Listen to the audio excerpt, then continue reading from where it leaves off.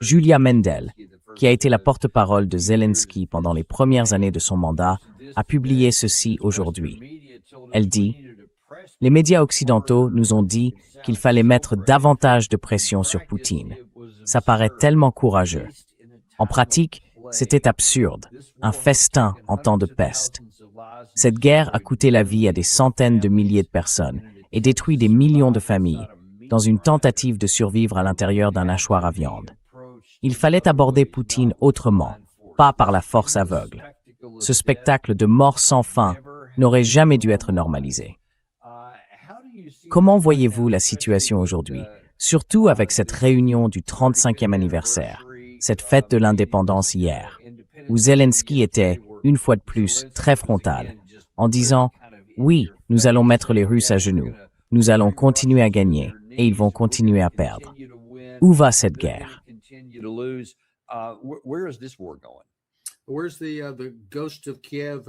Où est le fantôme de Kiev et tout le reste de la propagande qu'il diffuse depuis le début de cette guerre?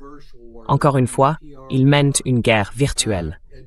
Ils mènent une guerre de relations publiques, tout en essayant de maintenir la vraie guerre en l'état. Sur le champ de bataille, les choses empirent de plus en plus pour eux. Je pense que, pour la fin de partie, beaucoup prédisent que les Russes changent maintenant de stratégie. Ils passent d'une simple guerre d'usure, visant à faire pression sur l'autre camp pour qu'il accepte leurs conditions de juin 2024, à une stratégie où ils doivent effectivement en finir avec l'État ukrainien et, disons, imposer un règlement par la force militaire.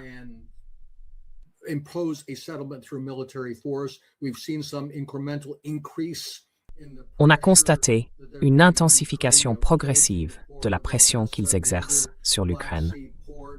Vous savez, avec la fermeture du port d'Odessa et des autres ports de la mer Noire, et en ciblant davantage d'infrastructures. Est-ce un changement qualitatif dans la stratégie russe ou un changement quantitatif? Je ne pense pas que ce soit encore tout à fait clair. Mais au fait, vous avez peut-être vu l'information selon laquelle, apparemment, un C-130 américain a atterri à Moscou, à l'aéroport de Vnukovo. Il venait de Tallinn. Certains spéculent que le directeur de la CIA, Radcliffe, s'y trouve peut-être. Je ne sais pas s'il y a une autre forme d'ouverture diplomatique orchestrée depuis Washington pour remplacer le truc Kushner-Witkoff.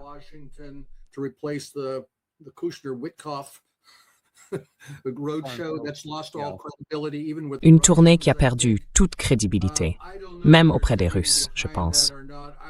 Je ne sais pas s'il y a quoi que ce soit derrière tout ça, ou non. Encore une fois, si j'étais à Moscou, comme à Téhéran, je compterais mes doigts après une poignée de main, parce que je ne pense pas qu'une véritable ouverture, équitable et sérieuse, puisse réellement venir de Washington, et que Washington s'y tienne vraiment.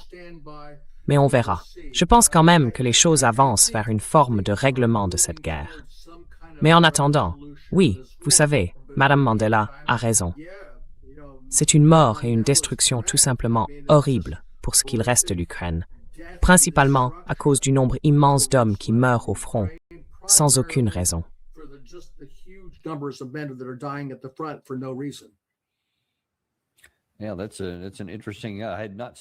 Oui, c'est intéressant. Je n'avais pas vu cette information sur un avion de l'armée de l'air américaine qui aurait atterri à Moscou. C'est une avancée potentielle très intéressante. Je voudrais vous poser une question que j'ai posée à quelques-uns de nos invités ces derniers jours. Que pensez-vous du discours d'Andy Burnham lorsqu'il a déclaré « Je dois dire quelque chose qui n'a pas été dit assez souvent. Merci à l'Ukraine, parce que vous nous avez tous protégés. Vous avez été notre défenseur et nous vous devons une immense reconnaissance. Et l'OTAN est aujourd'hui plus forte grâce à vous. » Qu'en pensez-vous?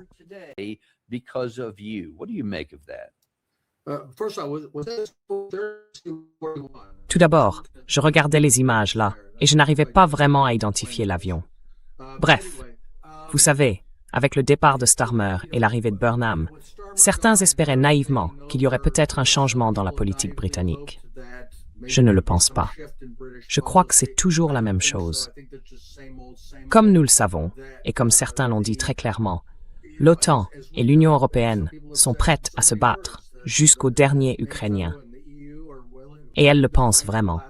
Tant que les Ukrainiens continuent de mourir, tant qu'ils peuvent tuer quelques Russes de plus, cela leur convient. Et est-ce que cela renforce réellement la sécurité de l'Europe ou du Royaume-Uni? Bien sûr que non. Mais c'est une guerre idéologique.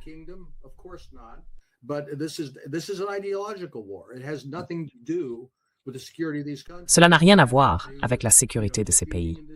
Il s'agissait de, vous savez, vaincre et détruire le mal, la Russie maléfique. Comme on le disait tout à l'heure, quel est l'objectif de l'Occident en Iran? Remplacer le régime, installer un régime fantoche ou démanteler l'État comme on a démantelé la Syrie et la Libye. Eh bien, ça fait très longtemps que l'objectif de l'Occident est de démanteler la Russie, comme certains de ces autres pays, et d'exploiter ses ressources. Vous savez, un changement de régime, se débarrasser de Poutine. Même si, franchement, si vous vous débarrassiez de Poutine, vous pourriez vous retrouver avec quelqu'un qui serait, en fait, comme lorsqu'on a tué le vieil ayatollah, et que maintenant, son fils est en place. Et de l'avis général, il est bien plus militant dans son approche que ne l'aurait été son père.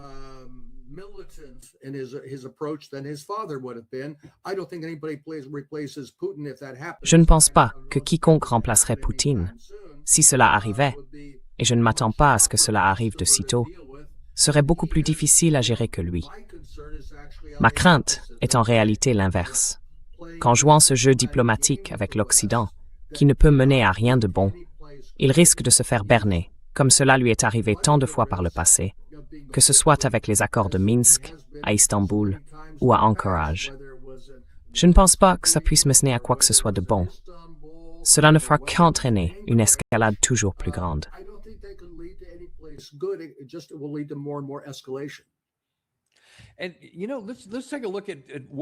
Et regardons ce qui pourrait se passer. Nous avons spéculé sur ce qui pouvait se trouver dans l'esprit de l'administration américaine concernant la situation en Iran, avec cette opération Fureur épique, ou peu importe son nom, et sur ce qu'elle peut accomplir. Et beaucoup de choses n'ont tout simplement aucun sens. Ce qui n'a pas de sens, pour moi, dans ce que font actuellement l'Europe et l'Ukraine, c'est qu'elles essayent d'obtenir davantage d'argent. Zelensky, dans une interview accordée à Time, je crois avoir publié un post sur X hier à ce sujet, disait « Écoutez, j'ai besoin de beaucoup plus d'argent. Nous avions 27 milliards de dollars. Nous les avons dépensés. Il m'en faut davantage pour le reste de l'année. Il nous en faut davantage pour l'année prochaine. » Et ainsi de suite. Vous essayez d'obtenir des liquidités. Je le comprends, pour pouvoir payer vos soldats. C'est ce qu'il a dit qu'il lui fallait financer. Mais écoutez, tout cela se fait alors que nous avons désormais des preuves concrètes qu'il ne reste pratiquement plus aucune défense aérienne en Ukraine.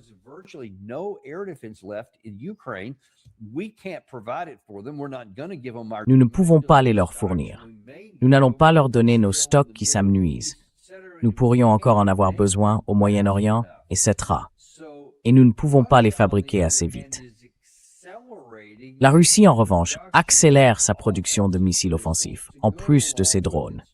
Et maintenant, il y a aussi beaucoup de versions à propulsion par réaction, que certaines des contre-mesures ukrainiennes ne peuvent pas arrêter, comme elles pouvaient arrêter les Geran 2 et les Geran 1, etc. Alors, comment peut-on continuer à faire la guerre quand, même dans la capitale, sans même parler des bombes planantes, contre lesquelles il n'existe aucune défense dans les zones avancées, ils se font tout simplement pilonner. On ne peut pas continuer à se battre sur le front si les infrastructures sont littéralement mises en pièces, avec presque aucune défense. Comment qui que ce soit peut-il poursuivre dans cette voie, ne serait-ce qu'en prétendant qu'on peut encore inverser la situation?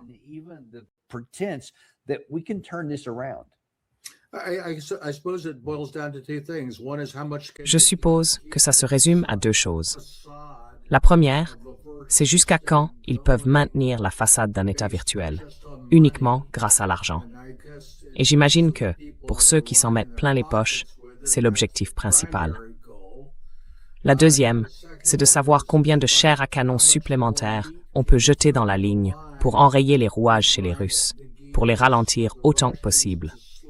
afin de faire durer l'arnaque aussi longtemps que possible. Et je pense que c'est ça le jeu. Ça a toujours été ça, le jeu là-bas en Ukraine. Donc je pense que c'est ce à quoi on assiste.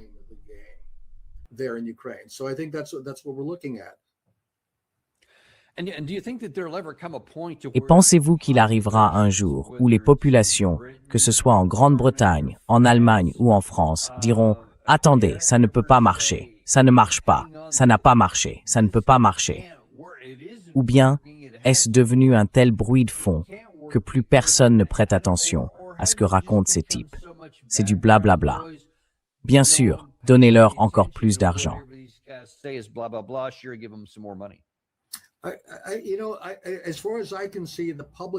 Vous savez, de ce que je peux voir, les opinions publiques en Europe ne sont pas impliquées là-dedans. Elles ont subi une propagande tellement incessante sur la Russie maléfique. Je veux dire, soyons honnêtes, les médias internationaux anglophones, les médias en ligne, à l'exception d'émissions comme celle-ci, sont tellement biaisés en faveur du récit que nous servent nos illustres dirigeants, que la plupart des gens ne voient pas clair dans ce jeu. Ils ont simplement accepté cette présentation manichéenne du bien contre le mal. Vous savez, le méchant Vladoputler qui avance et qu'il faut arrêter. Et ce, alors même que leurs économies s'effondrent autour d'eux, entièrement de leur propre fait, ou du fait de leur meilleur ami et allié, ici, quand nous avons détruit le gazoduc Nord Stream. Ah non, attendez. C'était en fait Gilligan et le skipper sur le Minot depuis Kiev qui ont fait ça. Désolé, j'oublie toujours.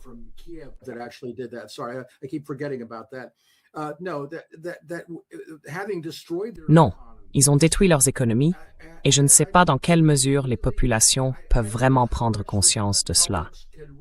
Et franchement, je ne sais pas non plus dans quelle mesure ça compte réellement, vu à quel point les processus politiques sont contrôlés dans ces pays. Encore une fois, prenons un pays comme l'Allemagne. Je ne pense pas que l'AfD puisse un jour arriver au pouvoir, à moins de remporter une majorité absolue. Et je pense que les partis démocratiques dits traditionnels feront tout ce qu'ils peuvent pour que cela n'arrive jamais, y compris, éventuellement, en interdisant le parti. On entend parler de sondages en France, et Madame Le Pen pourrait effectivement remporter la prochaine élection présidentielle. Nous verrons bien, mais je doute fort qu'on la laisse gagner. On a vu ce qui s'est passé en Roumanie et dans d'autres pays. Ce sont des démocraties politiques contrôlées. Démocratie de nom seulement.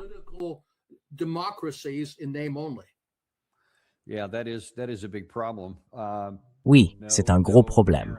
Il n'y a pas de solution évidente à ça. Il va falloir observer et voir comment cela évolue.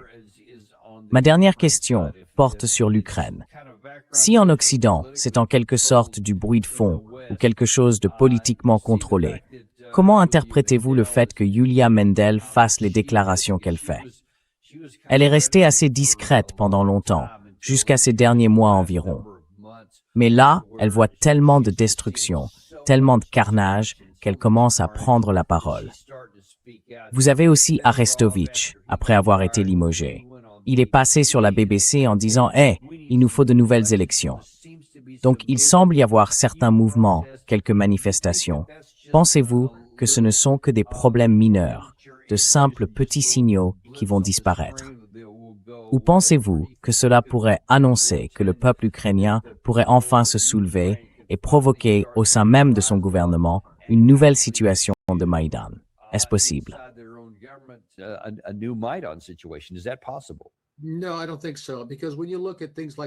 Non, je ne le pense pas.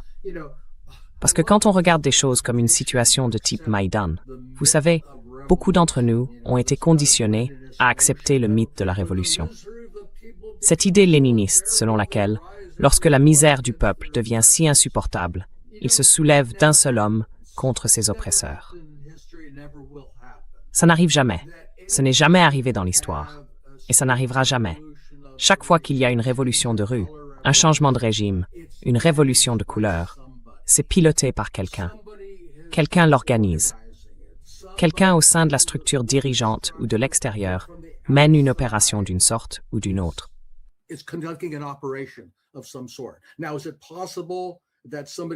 Est-il possible que quelqu'un, en Ukraine même, y compris parmi les groupes bandéristes qui prennent le gouvernement en otage là-bas, ou parmi leurs soutiens extérieurs, vous savez, la CIA, le MI6, tout le reste du mobilier, décident que Zelensky est davantage un boulet qu'un atout, qu'on mette Zaluzhny à sa place, ou Fedorov, qu'on mette quelqu'un d'autre pour que le détournement continue. C'est possible. Et alors, on pourrait avoir une manifestation de rue démocratique de masse, orchestrée par quelqu'un. Je ne l'exclurais pas. On pourrait ensuite tenter de récupérer une partie de la misère que subit le peuple ukrainien. Mais l'idée que les gens puissent se soulever spontanément et s'organiser à la base, simplement à partir du mécontentement populaire, je ne pense pas que cela arrive. Ça n'arrive vraiment pas dans l'histoire.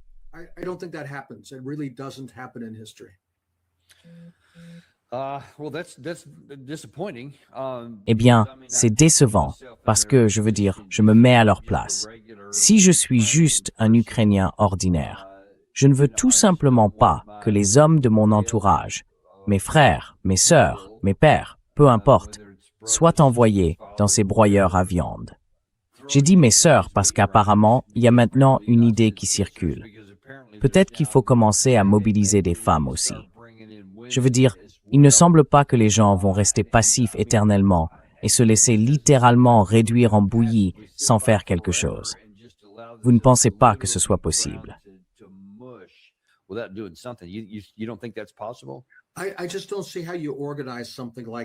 ne vois tout simplement pas comment on organise quelque chose comme ça. Je veux dire, même si l'on regarde des États au bord de l'effondrement, l'Allemagne à la fin de la Seconde Guerre mondiale, ou encore la situation désastreuse de l'Union soviétique après l'invasion allemande, quand les troupes allemandes étaient aux portes de Moscou, les gens souffraient. La situation était désespérée. Est-ce que les gens se soulèvent? Non, ils ne le font pas. Vraiment pas. Parce que ça doit être organisé. Vous savez, il n'y a pas de mouvement populaire spontané, seulement de l'astroturfing. Et ensuite, on peut mobiliser les gens et les organiser. C'est comme ça que ça se produit. Et je pense qu'il y a énormément d'exemples de cela dans toutes les révolutions de couleur que nous avons vues, que ce soit en Géorgie, en Serbie ou en Ukraine à 2 reprises, la révolution orange, puis le Maïdan.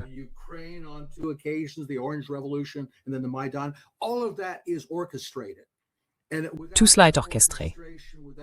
Sans cette orchestration, sans le soutien et la manipulation venant de l'extérieur, avec Victoria Nuland qui distribue des petits gâteaux et tout le reste, ça n'arrive tout simplement pas. Des gens souffriront, ils mourront, ils seront réprimés.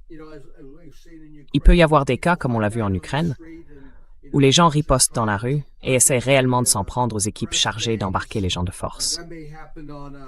Cela peut arriver au cas par cas, mais ça ne va pas se transformer en protestation de masse, en manifestation de masse, en mouvement politique de masse, sans une forme de soutien organisé.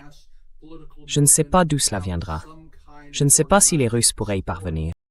Ils ne sont pas très bons à ça.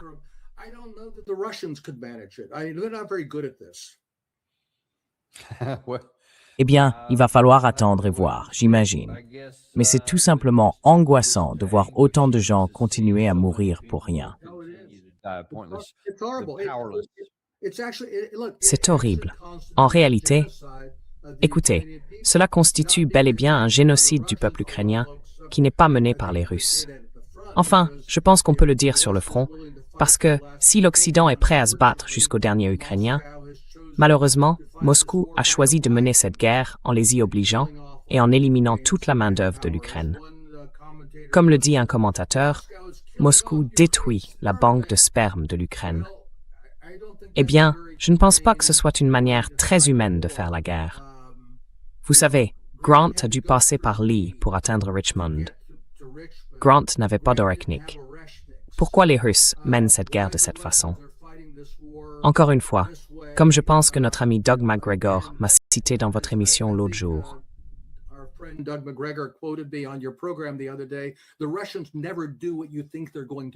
Les Russes ne font jamais ce que vous pensez qu'ils vont faire.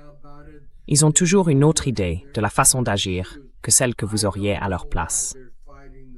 Je ne sais pas pourquoi ils mènent cette guerre de cette manière, plutôt que de cibler le régime, de cibler la logistique. Peut-être qu'ils intensifient cela. Peut-être qu'ils changent de stratégie. Peut-être que c'est une grosse machine étatique, stupide, qui doit tourner très, très lentement et comprendre que personne ne conclura jamais avec eux un accord diplomatique qui soit respecté pour toujours. Peut-être qu'on en est arrivé là. Je ne sais pas si c'est le cas.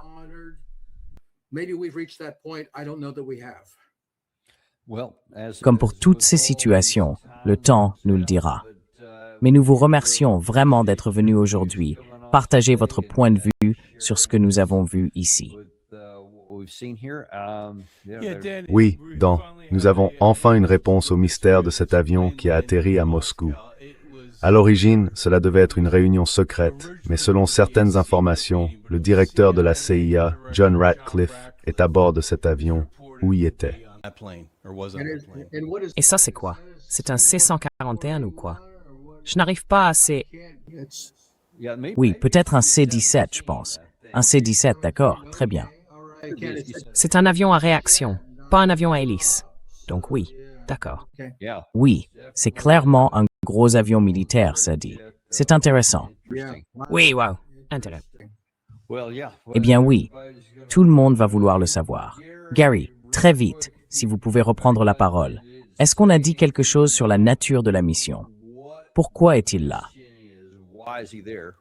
Non, la mission reste secrète, mais le fait qu'elle ait lieu a désormais été révélé. Oui, enfin, ils ne pouvaient pas le cacher quand cette chose survole tous les téléphones au sol en Russie. Alors, bon courage avec ça. C'est juste notre agent secret de la CIA qui entre comme ça. Bon, d'accord. Je n'en dirai pas davantage là-dessus.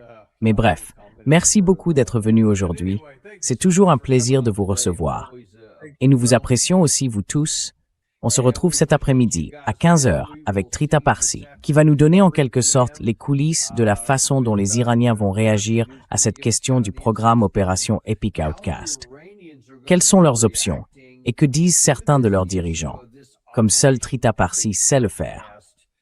On se retrouve donc à 15h dans le Daniel Davis Deep Dive. We'll see you then at 3 o'clock on the Daniel Davis Deep Dive.